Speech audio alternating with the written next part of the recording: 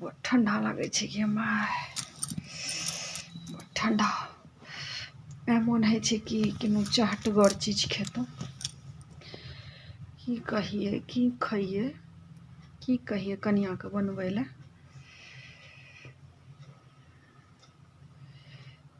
किछो कहै छी नीक चीज बनेतै ने कनिटा खायल जा नहीं जाइए खायल।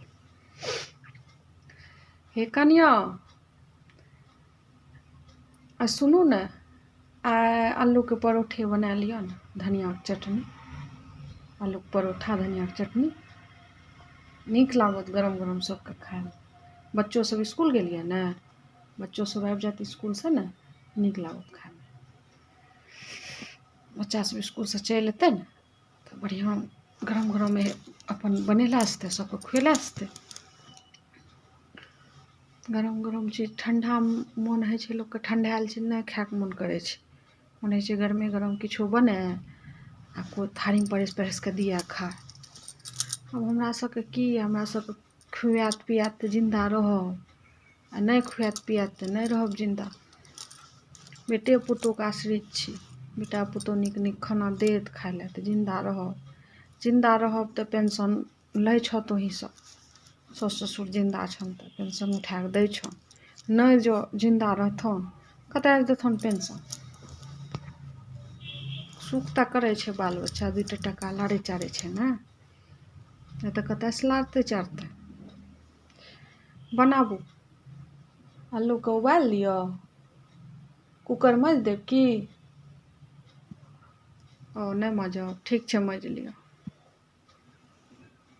आलू चढ़ा दियो कुकर में दियो धनिया के पात दियो हम तोड़ दै छी धनिया के चटनी पीस लेब ठीक छे बनबू लिए ने फरमाइश हमर सासू माँ के फरमाइश में कहल आलू के परोठा खाएब धनिया के चटनी अब खाए के मन अपना कहलक बाल बच्चा आयत ने स्कूल से तो बच्चा गरम गरम खाएत पेड़ एक राखे छे भाव रोजे रोजे वह धंधा हम रहबे नहीं करब हम चल जाब 10 दिन नहिरा ई ठंडा में बुढ़िया पेड़ देत हमरा जियल नहीं देती। खाना बनल छे घर में मटर आलू के सब्जी रोटी बनल छे कहलिए अब खेथिन ने जखन तो गरम गरम रोटी बना देबै। अब आलू उबालो फेर कुकर में सब्जी बनल छे कुकर अजबारबै मजबै तब आलू उबालबै तब आलू भुजबै तब आलू परोठा आ धनिया के चटनी पीसबै पत्ता तोड़बै धनिया के चटनी पीसबै तकर बाद खेथिन सासू माँ हमर। अब कहलक बेटा के मन खाए किए बाल बच्चा खाए के मन अपना बाल बच्चा के नाम लगा देलक। जेबै 10 दिन की 10 दिन जेबै अपने ठिकान आबि जेतै सबके पागल जे हमरा बनबै छे जते पागल बनबै ने